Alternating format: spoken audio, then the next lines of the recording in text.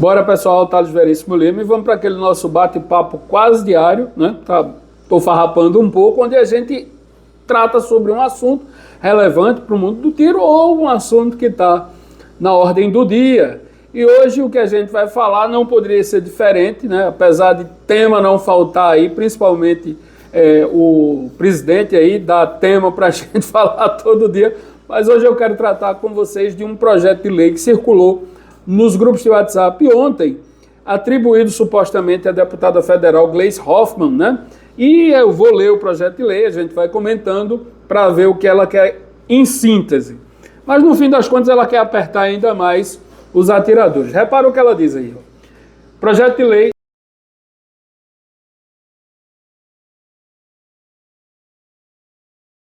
de 2024 diz: proíbe a instalação e funcionamento de entidades de tiro, é a justificativa, né? De tiro que não congreguem atiradores de nível esportivo olímpico e cancele todos os registros de colecionadores atiradores que não sejam nível olímpico e caçadores, CACs. Aí começa aqui no artigo 1º. Esta lei proíbe a instalação e o funcionamento de entidades que não congreguem atiradores de nível olímpico cuja atividade demande o uso de armas de fogo e cancele todos os registros de colecionadores, atiradores e caçadores. Pois bem, pessoal, o negócio é o seguinte, tá claro aí que ela quer atiradores somente de nível olímpico. Agora eu não entendo como é que a gente vai chegar lá se a gente não começar do zero. Impressionante é que essa justificativa, né, esse fundamento legal, ele, por exemplo, iria proibir os velocistas, né? Você não poderia andar de bicicleta se não fosse já um velocista olímpico. Proibiria também, por essa mesma lógica, as corridas de kart, né? Ou mesmo as de Fórmula 2, Fórmula 3, né? Só poderia existir as de Fórmula 1. Por quê? Porque ou você está no topo ou você não pode começar. E por aí vai, todos os esportes. Não haveria, por exemplo, as escolinhas de natação, né? Ou você seria um Xuxa da vida logo, ou simplesmente não poderia nadar, teria que fechar todas as piscinas, né? E todos os esportes seriam assim. Ou seja, além de já retirar, quem se lembra, né, que antes você poderia ir ao clube, levar um amigo, apresentar o esporte do tiro, passar uma tarde ali atirando, se divertindo, quem sabe dali não sairia mais um amigo atirador desportivo, né? Hoje já não existe mais essa possibilidade de tiro lúdico, ou você tem logo CR e se torna caçador, atirador e ou colecionador, ou você simplesmente não atira de forma lúdica, né, por diversão, vai ter que fazer um curso, mini curso no clube. Pois bem, o que a deputada quer, supostamente esse projeto é atribuído a ela, faço minha ressalva, não tenho certeza, mas o que ela quer é justamente acabar o esporte de tiro de clube, né, de várzea, aquele futebol de várzea, né, de final de semana. Ou você é um Neymar da vida do tiro, ou você não atira. É isso, bem isso. Agora o interessante é que, para que os clubes se mantivessem ativos, que ela disse que tem que fechar desde que não congreguem atiradores olímpicos, bastaria ter um atleta olímpico no clube. Então, esse atirador aí realmente seria muito bem quisto por todos os clubes, né? Do Brasil, por sinal. Mas vamos para frente. É umas coisas tão absurdas, sem nexo, mas vamos para frente aqui. Ela diz no artigo 2º, o inciso 9º do artigo 6º da Lei 10.826, de 26 de dezembro de 2003, Estatuto do Desarmamento, passa a vigorar com a seguinte redação: para os integrantes do nível olímpico das entidades de desporto legalmente constituídas, cujas atividades esportivas demandem o uso de armas de fogo na forma do regulamento desta lei, observa-se no que couber a legislação ambiental.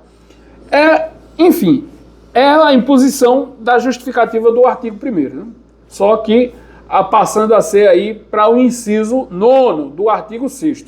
Ou você é nível olímpico, ou você simplesmente não atira.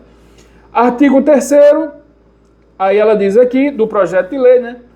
O artigo 8º da 10.826 passa a vigorar com a seguinte redação: as armas de fogo utilizadas por entidades desportivas legalmente constituídas que congreguem atiradores de nível olímpico devem obedecer às condições de uso, de armazenagem estabelecidos pelo órgão competente, Exército, DFPC, né? respondendo o possuidor ou o autorizado a portar a arma pela sua guarda na forma do regulado em lei. Parágrafo único. A prática de tiro nas entidades referidas do caput só será permitida aos atiradores de nível olímpico, ou seja, nem arma você poderá ter, né? E isso implica dizer que as armas teriam que ser dado um destino, porque nem se os atiradores não podem mais ficar com seus equipamentos, o que vão fazer, né? Então vai ter que dar um destino aí para a deputada Gleice Hoffmann. Ai, meu Deus. Artigo 4º. O artigo 9º passa a vigorar com a seguinte redação. Compete ao Ministério da Justiça a autorização do porte de arma para os responsáveis pela segurança dos cidadãos estrangeiros em visita aos sediados no Brasil e ao Comando do Exército, nos termos do regulamento desta lei, o registro e a concessão de porte e trânsito de arma de fogo para os atiradores de nível olímpico e representantes estrangeiros em competições internacional oficial de tiro realizado em território nacional. Bem, essas pessoas, tidas como atiradores de nível olímpico, teriam porte de trânsito, pelo menos é o que a deputada aqui, se é que é dela, né, permite, né, concebe ainda. Vou vigorar com a seguinte redação.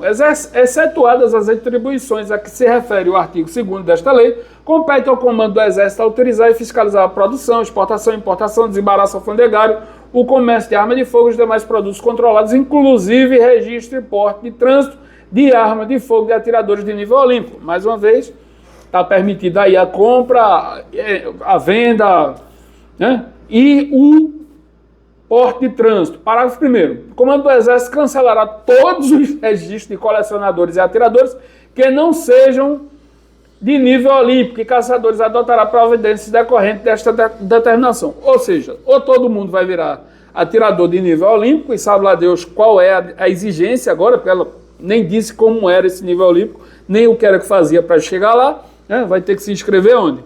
Na Confederação Mundial de Tiro aí, provavelmente, tá? Essa lei entra em vigor na data da publicação, é o 6º artigo. E aí tem uma justificativa do projeto de lei, né? E ela diz o seguinte: a política armamentista implantada em nosso país fez com que os integrantes da categoria dos CACs saltassem de 117 mil para 783 mil. Nesse mesmo período de participação dos CACs as ocorrências de Maria da Penha, em particular dos atiradores, aumentou 1.200%. Eu, sinceramente, não sei de onde é que ela tirou esse nível, essa percentual. Desconheço, deveria estar a fonte aí, não está, né? Porque somente falar, a gente já sabe que tem líder aí do partido dela que gosta de inventar milhões, inclusive recentemente, 784 milhões de pessoas passando fome, né? Fora 35 milhões de crianças nas ruas. Então eu não sei de onde é que tirou essa fonte de 1.200% de casos de Maria da Penha pelos atiradores. E, né, não, vou para frente então, porque senão termino falando muito.